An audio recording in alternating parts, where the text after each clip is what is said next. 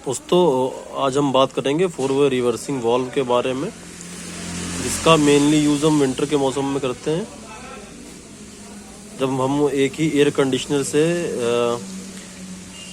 Cooling भी produce करते हैं और रूम के अंदर हीटिंग भी प्रोड्यूस करते हैं। उसमें हमारा जो है ये 4 वे रिवर्सिंग वाल्व का इस्तेमाल किया जाता है।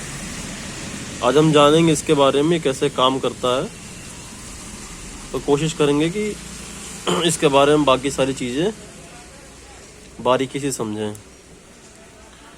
तो इसकी बनावट कुछ ऐसी होती है जैसा आप चित्र में देख रहे होंगे।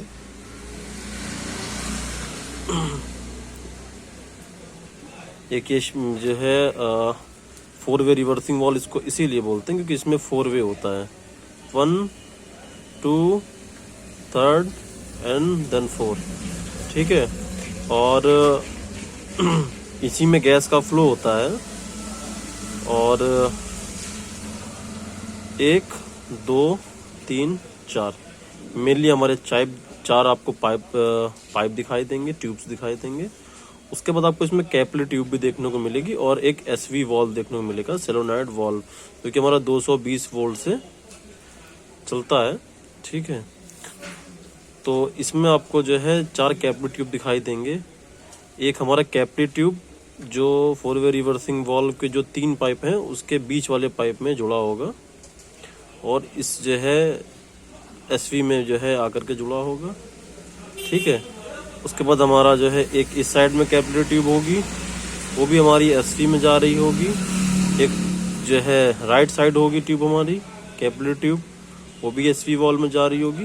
और जो हमारा सिंगल वाला पाइप इधर से आ रहा है, इससे भी होते हुए हमारी एसवी में जा रही होगी।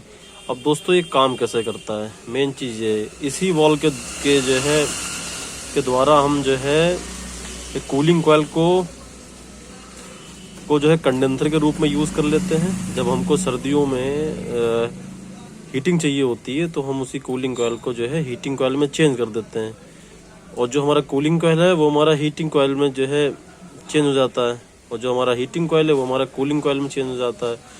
तो वो काम करता है ये वाल्व। ठीक है, इसको समझते हैं। देखिए ये हमारा जो है कंप्रेसर का डिस्चार्ज में जुड़ा होगा। जैसे मैंने एक ऊपर चित्र और बना रखा है रफ टाइप का, ये कंप्रेसर हो गया मेरा, ये 4 वे रिवर्सिंग वाल्व है, ये हमारा कंडेंसर कॉइल है, ये इवेपोरेटर कॉइल है। एक्सपेंशन डिवाइस मतलब कि कैपिलरी, 4 वे रिवर्सिंग वाल्व अगर यूज़ हो रहा तो हमारा कैपिलरी ट्यूब ही यूज़ होगी। ठीक है, तो एक्सपेंशन डिवाइस की जगह हमारी यहाँ पे क्या यूज़ हो रही है, कैपिलरी ट्यूब। तो ये हमारा डिस्चार्ज है, ये सेक्शन हमारी डिस्चार्ज है। डिस्चार्ज सीधे हमारी जो है जो सिंगल ट्यूब्स है उसमें लगेगी। 3 एक साथ ट्यूब होंगी और एक सिंगल ट्यूब होगी। तो हमारी जो सिंगल ट्यूब ये है किससे जुड़ेगी, या डिस्चार्ज से जुड़ेगी, कंप्रेसर के डिस्चार्ज से जुड़ेगी। उसके बाद जो हमारा बीच वाला पाइप होगा, जो 3 पाइप है उसका जो बीच वाला पाइप है वो हमारा जो है सक्शन, कंप्रेसर के सक्शन जुड़ेगा। इस चीज़ को जो है ध्यान दीजिए, ये हमारा जो है कंप्रेसर के सक्शन से जुड़ेगा, ये पाइप हमारा कंप्रेसर के सक्शन जुड़ेगा। इन 2 पाइपों से हम जो है सारा यूज़ लेते हैं, इन 2 पाइपों से हम सारा यूज़ लेते हैं। और अभी जैसा इस चित्र में दिखाई दे रहा है आपको डायग्राम में कि ये जो हमारा राइट हैंड साइड वाला है ये मेरा कंडेंसर में जा रहा है, और जो है और जो लेफ्ट साइड वाला है ये इवेपोरेटर में लगा हुआ है। ठीक है, इवेपोरेटर के जो सक्शन पाइप है उसमें लगा हुआ है। तो काम कैसे करता है ये, जब हम कंप्रेसर ऑन करते हैं तो यहाँ से हमारा जो है हॉट वेपर रेफ्रिजरेंट यहाँ से इनलेट होता है, हॉट वेपर रेफ्रिजरेंट यहाँ से इनलेट होता है। और ये जो 3 पाइप हैं एक समय पे ये 2 पाइप आपस में जुड़ जाते हैं, मतलब कि जो है ये जो बीच से इसमें जो भी है अगर हम यहाँ से कुछ फ्लो करते हैं तो ये ऐसे मूव कर जाएगा, अगर हम कुछ यहाँ से फ्लो करते हैं तो ऐसे मूव कर जाएगा। ठीक, ये जिस समय हमारा एसवी जो है ऑफ पोजीशन पे होगा उस समय हमारा जो है ये जो है बीच वाला जो पाइप है और ये हमारा इवेपोरेटर से ही जुड़ा होगा, ये हमारा जो है कंडेंसर कॉइल से ही जुड़ा होगा। ये हमारा जो है डिस्चार्ज, ये कंप्रेसर का डिस्चार्ज जो हमारा हॉट वेपर रेफ्रिजरेंट आ रहा है वो हमारा इससे होता हुआ चला जाएगा कंडेंसर में। ये हमारा चला जाएगा कंडेंसर में। कंडेंसर में कैरी होने के बाद उसका जो है उस कंडेंसर में कैरी होने के पश्चात ये हमारा जो है लिक्विड फॉर्म में चेंज होगा। ठीक है, अपनी लेटेंट हीट को जो है वहाँ पर रिलीज कर देगा और जो है कैपिलरी ट्यूब में कैरी होने के बाद अपने आप को यहाँ पे आके एक्सपेंड करेगा। ठीक है, रेफ्रिजरेंट अपने आप को जो आकर के यहाँ पे इवेपोरेटर में इवेपोरेट हो जाएगा और जो है ये वाला पाइप है, इस पाइप से होता हुआ ऐसे इनलेट होता हुआ ऐसे कैरी कर जाएगा। कहाँ? सक्शन में, कंप्रेसर के। देन ये हमारा नॉर्मल प्रक्रिया हो गई वीसीआर की। जैसा भी हमारा रेफ्रिजरेटर, एयर कंडीशनर, जितनी भी कूलिंग की मशीनों का यूज़ करते हैं कूलिंग प्रोड्यूस करने के लिए इवेपोरेटर में, तो ऐसे हो गया। और उसके बाद अब अगर हम मान लीजिए विंटर का सीज़न है हमारा, अब हम क्या करेंगे? अब हम इस एसवी में सप्लाई देंगे 220 वोल्ट की। इस एसवी में हम एसवी का मीनिंग हो गया सोलेनॉइड वाल्व। इस सोलेनॉइड वाल्व में हम 220 वोल्ट का इसमें जो है हम वोल्ट देंगे, करंट देंगे, तो उससे क्या होगा? ये एक्टिवेट होगा। ठीक है, ये जिस समय ऑफ पोजीशन पे होता है उस समय दो कैपिलरी ट्यूब आपस में जुड़ी होती हैं। जैसे कि ये काम कर रहा है वैसे ये भी काम कर रहा है। दो कैपिलरी ट्यूब आपस में जुड़ी होती हैं। ठीक है, और जो है दो कैपिलरी ट्यूब आपस में काम करती हैं। जैसा आप देख रहे हैं ये वॉल शीट है, ये शीट है और ये शीट है। ठीक है, जैसे हमारा पिस्टन आगे पीछे होता है, देन उसी तरीके से जो है सेम तरीके से हमारा एक तरीके से समझ लीजिए पिस्टन के तरीके ये भी कार्य कर रहा है। जब इस तरफ हाई प्रेशर होगा और इस तरफ लो प्रेशर होगा। जब इस तरफ हाई प्रेशर होगा तो ये प्रेशर इस वॉल शीट को इस तरफ प्रेस करेगी, अपने लेफ्ट साइड में प्रेस करेगी। और जब इस तरफ हाई प्रेशर होगा तो ये वॉल शीट क्या करेगी? इसको इस तरफ प्रेस करेगी। आप समझ रहे हैं ना? ये जब इसमें जब हाई प्रेशर आएगा तो ये इसको इस तरफ प्रेस करेगी और ये दोनों पाइप आपस में जो है काम कर रहे हैं, ऐसे करेंगे। और जब ये शीट इस तरफ आएगी तो ये शीट उठ करके हमारी यहाँ तक आ जाएगी और ये जो यू वाला हमारा पोर्शन देख रहे हैं आप, ये इन पाइपों में आके यहाँ पे आ जाएगा, इस पाइपों में। और जो हमारा डिस्चार्ज का वेपर यहाँ पर से जा रहा है, कैरी हो रहा है, वो यहाँ पर से कैरी होगा। फिर ये सक्शन जो है ये जो सक्शन बन जाएगा और ये डिस्चार्ज बन जाएगा। ये चीज़ तो सिंपल चीज़ है, समझ में आ रहा है कि यहाँ से हमारा कैरी करेगा, इससे जा रहा है, और जब हम जो है इसको ऑन करेंगे तो ये शीट हमारी यहाँ तक आ जाएगी और ये हमारा जो है यहाँ पर से जो है डिस्चार्ज कैरी करेगा।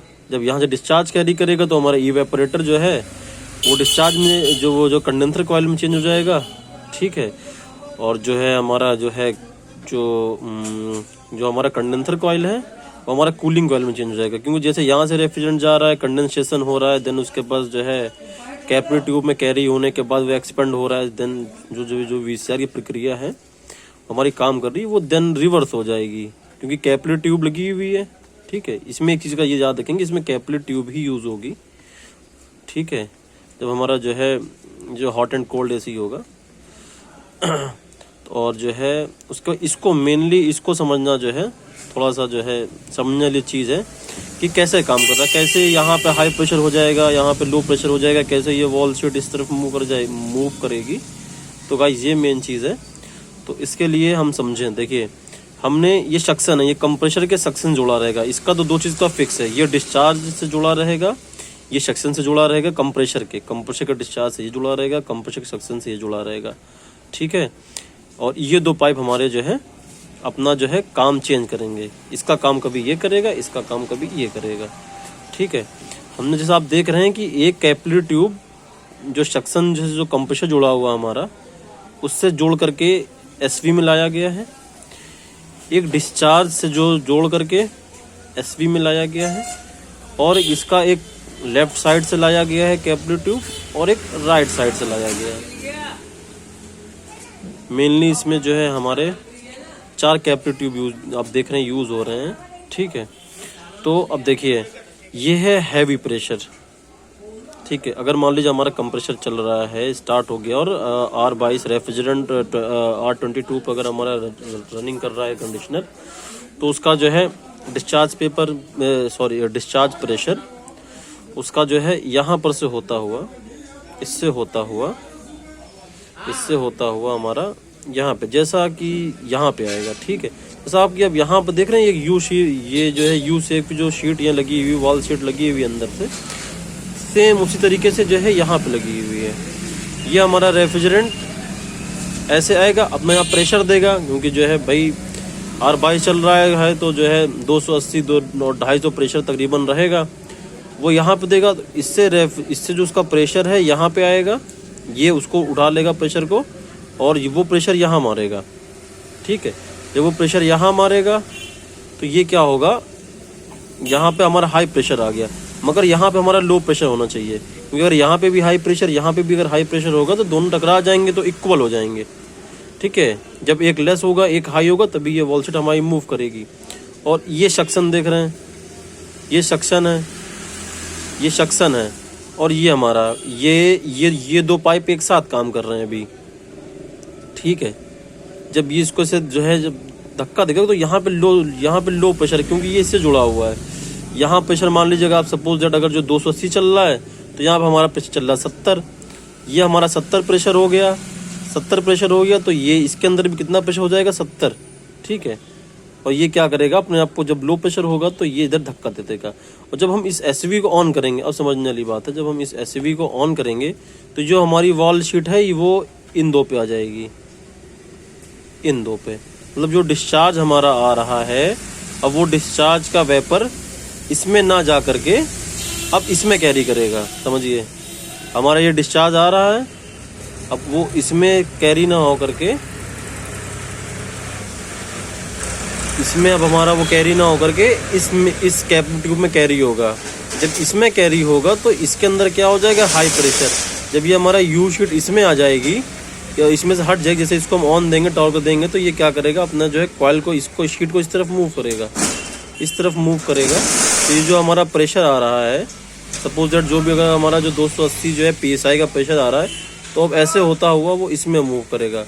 जब वो इसमें मूव करेगा तो यहाँ पर जो है 280 PSI का प्रेशर देगा।